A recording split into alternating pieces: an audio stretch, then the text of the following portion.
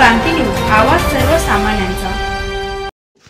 नाशिक सातपूरमध्ये टवाळखोरांचा तरुणावर धारदार शस्त्राने हल्ला, 2 गंभीर जखमी, स्थानिक महिलांची पोलिसांवर नाराजगी।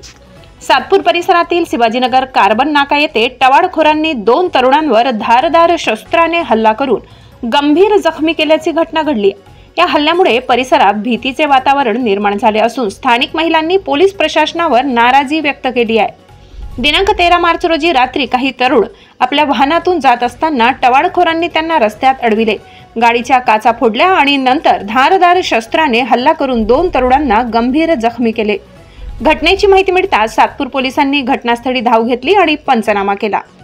या प्रकरणी जखमी तरुणांनी सातपूर पोलीस ठाण्यात तक्रार दाखल केली असून पोलीस निरीक्षक रणजित नलावडे यांच्या मार्गदर्शनाखाली पोलीस कर्मचारी सूर्यवंशी, दिघे, गायकवाड आणि खोडे यांनी तपास सुरू केलाय।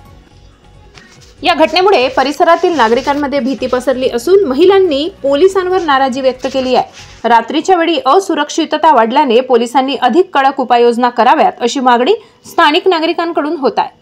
पोलिसांनी लवकरात लवकर आरोपींना अटक करून कठोर कारवाई करावी अशी मागणी जखमी युवक व स्थानिक रहिवासी यांनी केली आहे। महाराष्ट्र क्रांती न्यूज साठी मुख्य संपादक प्रकाश बागुल, सातपूर, नाशिक। हा एरिया कोणता आहे? शिवाजीनगर। काय प्रकार घडला या ठिकाणी?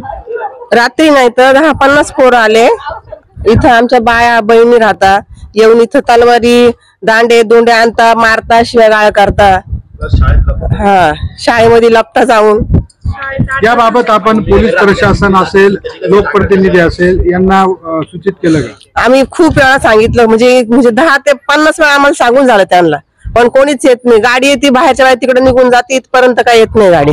काल घडलेल्या प्रकाराबाबत आपण सातपूर पोलिसांना कळवलं का? नाही, काल नाही सांगितलं काही, कारण आमच्या बाया सगळ्या घाबरता, आमचे पोरं एक-एकच पोरगे आम्हाला बाहेर निघायला घाबरता मुलं आमचे। पोलिसांकडे काय मागणी असेल आपली? हा प्रकार काही जो घडलेला प्रकार आहे तो निंदनीय आहे, पोलिसांकडे काय मागणी असणार आपली? आम्हाला इथे काहीतरी भिंत वगैरे उचलून द्यावी शाळेची, आणि इथे वारंवार 8-8 दिवसाला 2-2 दिवसाला गाडी चक्कर मारत जावं त्यांनी, कारण इथे काय होतं साईडला येतं, त्याच्यामुळे म्हणजे कोणी येऊन बघत नाही आतमध्ये आल्यामुळे, त्याच्यामुळे इथे लपायला जागा झाली, शाळेत उडी मारून तिकडच्या साईडनी बसायला जागा झाली। आम्ही मागे पण सर्व इथल्या बिल्डिंगांनी कंप्लेंट केली, पोलीस स्टेशन पर्यंत गेलो, नवीन आम्हाला सर्वांनी सपोर्ट केला आणि थोड्या दिवसात पुन्हा बंद झाला।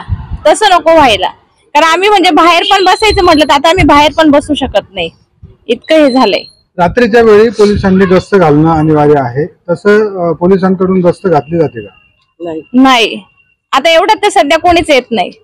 नवीन सुरुवातीला कंप्लेंट झाली त्यावेळेस सर्वजण येत होते, विचारपूस होत होती, त्याच्यानंतर कोणीच नाही आलं इकडे। पोलीस इथं खून व्हायची वाट बघताय काय ते तर नाही सांगू शकत आम्ही, पण मग यायला पाहिजे। जर आम्ही कंप्लेंट करतोय, वारंवार करतोय ना, तर मग त्यांनी लक्ष द्यायला पाहिजे। पोलीस प्रशासनाचं एकंदरीत महिलांकडे दुर्लक्ष होताना दिसत आहे, हे खरं आहे का? वाटतं का तुम्हाला? हो, वाटतं आम्हाला, कारण आम्ही ते एवढ्या वेळेस दिल्यानंतर आमच्या इथे यायला पाहिजे त्यांनी। कोपरा आल्यामुळे ना इथे उठाय बसायला सर्वांना जागा झाली, त्यात शाळेची जागा असल्यामुळे तिकडनं भिंतीकडनं बसायला पण जागा झालेली, त्याच्यामुळे मग सर्वांनी हे करायला पाहिजे, सपोर्ट करायला पाहिजे। घरात आहेच लेडीज, असं नाही की कुठलंच घर नाही की तिथे लेडीज नाहीये, प्रत्येकाच्या घरात आई आहे, बहीण आहे, भाऊजाई आहे, तर सर्वांना एक हे प्रोटेक्शन मिळालं पाहिजे। गणेश मुक्ते। काय प्रकार घडला? आम्ही खालसा पंजाब इथे जेवणासाठी जात होतो, काही टवाळखोर मुलांनी आमच्या गाडीवर दांडा मारला। आम्ही गाडीचं काय नुकसान झालं ते बघण्यासाठी उतरलो होतो, त्यावर आमच्यावर धावून आले का तुम्ही का बरं थांबले, या गोष्टीसाठी ते धावून आले।